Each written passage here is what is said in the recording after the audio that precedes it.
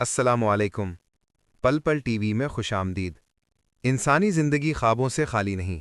نیند کی خاموش راتوں میں جب شعور کا دروازہ بند ہوتا ہے تو لاشعور جاگ اٹھتا ہے اور وہ تصویریں، خیالات، یادیں اور خواہشات ہمارے ذہن کے پردے پر فلم کی طرح چلنے لگتی ہیں۔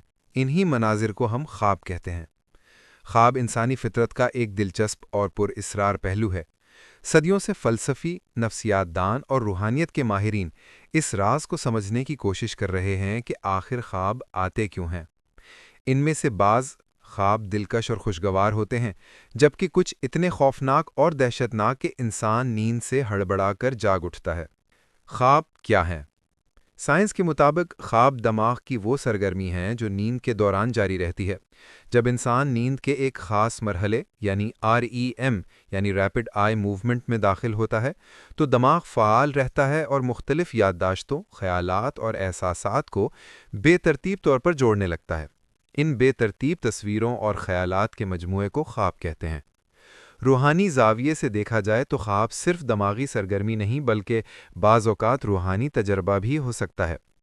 مختلف مذاہب اور روحانیت کے مکاتب فکر کے مطابق خواب انسان کی باطنی دنیا سے ایک رابطہ ہے جو کبھی خبر دیتا ہے، کبھی اشارہ اور کبھی محض ایک احساس۔ خوابوں کی اقسام۔ خواب بنیادی طور پر 3 اقسام کے ہوتے ہیں۔ 1. سچے خواب۔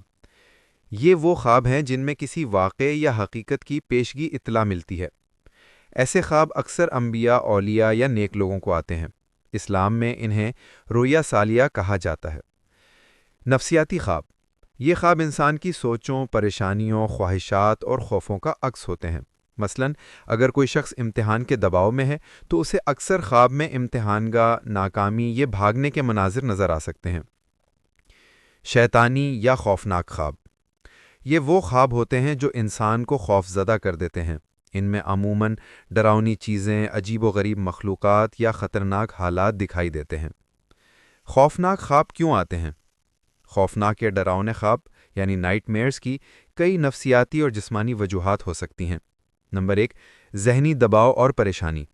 جب انسان مسلسل ذہنی دباؤ، غم یا خوف میں مبتلا ہو تو دماغ اس کیفیت کو نیند میں بھی محسوس کرتا ہے۔ یہی دباؤ خوابوں میں خوفناک مناظر کی صورت میں ظاہر ہوتا ہے۔ نمبر 2. غیر صحت مند عادات۔ سونے سے قبل بھاری غذا کھانا، کیفین یا شراب کا استعمال یا دیر تک موبائل یا ٹی وی دیکھنا بھی دماغی تھکن اور بے چینی کو بڑھا دیتا ہے، جس کے نتیجے میں خوفناک خواب آ سکتے ہیں۔ نمبر 3. دواؤں یا بیماریوں کے اثرات۔ بعض ادویہ جیسے نیند یا ذہنی دباؤ کی گولیاں دماغی کیمیائی توازن کو متاثر کرتی ہیں۔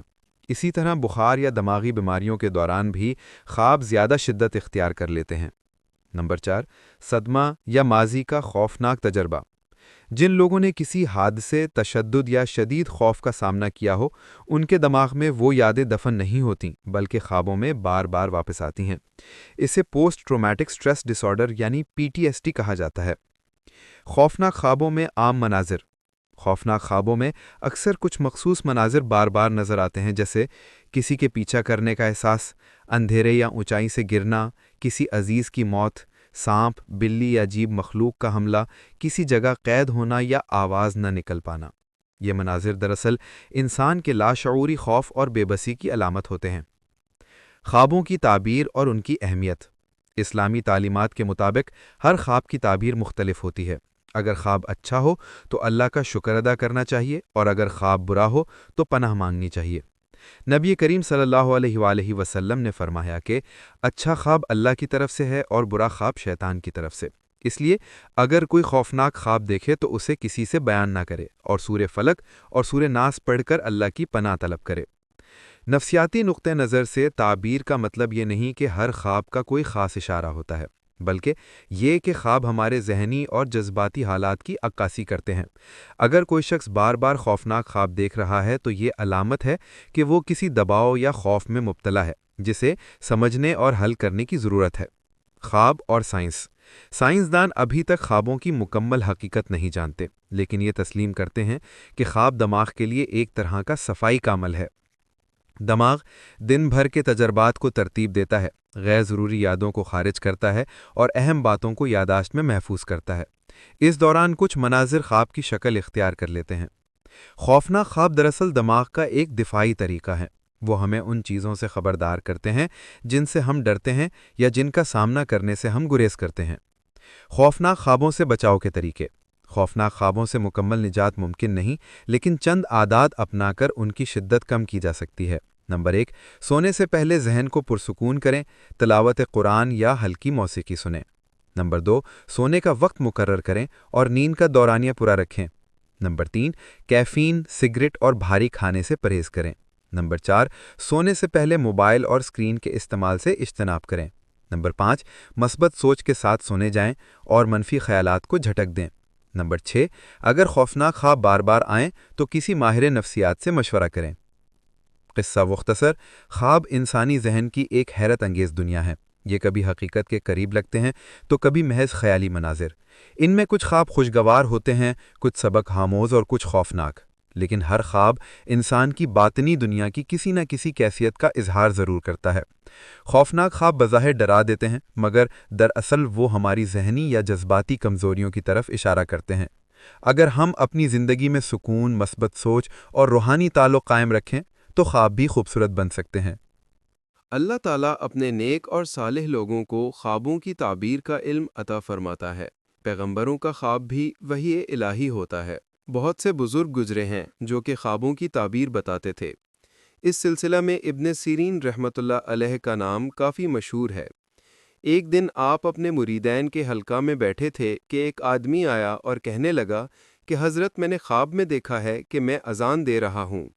ابن سیرین رحمۃ اللہ علیہ نے اسے بغور دیکھا اور کہا کہ تیری بہت شہرت ہوگی اور بادشاہ تجھے کوئی خاص منصب عطا کرے گا۔ تھوڑی دیر کے بعد ایک اور آدمی آیا اور کہنے لگا کہ حضرت صاحب، میں نے خواب دیکھا ہے کہ میں اذان دے رہا ہوں۔ ابن سیرین رحمۃ اللہ علیہ نے اسے بغور دیکھا اور کہا کہ تیری بدنامی ہوگی اور بادشاہ کی طرف سے سزا ہوگی۔ شاگردوں نے کہا کہ حضرت صاحب، دو آدمیوں کے خواب ایک جیسے تھے، لیکن آپ نے تعبیر مختلف فرمائی۔ ابن سیرین رحمۃ اللہ علیہ نے فرمایا کہ اذان دینا اپنے ضمیر کی آواز ہوتی ہے۔ پہلا آدمی شکل و صورت سے شریف اور سمجھدار لگ رہا تھا، اس لیے میں نے اندازہ لگایا کہ اپنی شہرت اور نیک نامی کی وجہ سے بادشاہ اسے کوئی خاص منصب عطا کرے گا۔ دوسرا آدمی شکل و صورت سے بدکار معلوم ہوتا تھا، اس لیے میں نے اندازہ لگایا کہ یہ شخص کہیں اپنی چوری یا اپنی برائی کا اظہار کرے گا، بات بادشاہ تک پہنچے گی اور اسے سزا ہو جائے گی۔ ابن سیرین رحمۃ اللہ علیہ مندرجہ ذیل پہلوؤں کو مد نظر رکھتے ہوئے خوابوں کی تعبیر کرتے تھے۔ خوابوں کے درمیان میں فرق۔ ابن سیرین رحمۃ اللہ علیہ نے فرمایا ہے کہ خواب دیکھنے والا دو حال سے باہر نہیں ہے، مومن ہوگا یا کافر۔ اس اصل کی 14 اقسام ہیں۔ نمبر 1، بادشاہوں کا خواب۔ نمبر 2، قاضیوں کا خواب۔ نمبر 3، مفتیوں کا خواب۔ نمبر 4، عالموں کا خواب۔ نمبر 5، آزاد لوگوں کا خواب۔ نمبر 6، غلاموں کا خواب۔ نمبر 7، مردوں کا خواب۔ نمبر 8، عورتوں کا خواب۔ نمبر 9، نیک لوگوں کا خواب۔ نمبر 10، بدکار لوگوں کا خواب۔ نمبر 11، مالداروں کا خواب۔ نمبر 12، درویشوں کا خواب۔ نمبر 13، بالغوں کا خواب اور نمبر 14، نابالغوں کا خواب۔ نوٹ: اس سلسلہ میں ہم حضرت یوسف علیہ السلام کی زندگی، جسے اللہ تعالیٰ نے احسن القصص کہا ہے، پر بھی ایک وی لاگ بنانے کا ارادہ ہے۔ اگر آپ لوگ تاریخ و مطالعہ کا شوق رکھتے ہیں تو ہم انشاءاللہ آنے والے دنوں میں اس موضوع پر بھی وی لاگز بنائیں گے۔ اگر آپ کو ہمارا وی لاگ اچھا لگا ہے تو برائے مہربانی لائک، سبسکرائب اور شیئر کر دیں۔ بیل آئیکن کو دبانا نہ بھولیں اور کمنٹ میں اپنی قیمتی آراء سے ضرور آگاہ فرمائیں۔ شکریہ۔